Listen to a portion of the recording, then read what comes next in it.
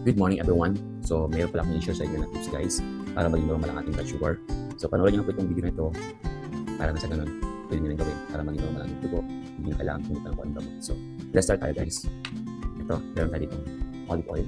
So lagay tayo ng 1 tablespoon. Okay.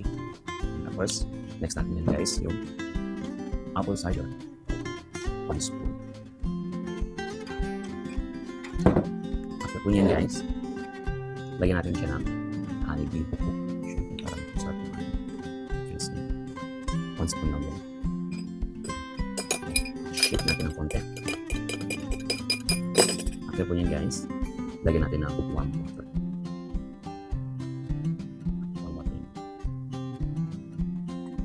Okay, so tapos yun guys, mix well natin hanggang sa salos at shake yung gano'n. So yun guys, so tapos na yung ating ginawang apple cider with the olive oil and honey. So maganda to guys sa ating blood sugar. Kung isa ka rin po sa nagka-pregnant sa blood sugar, try mo to for sure. Hindi mo blood sugar. Sana po nakatulong and God bless everyone.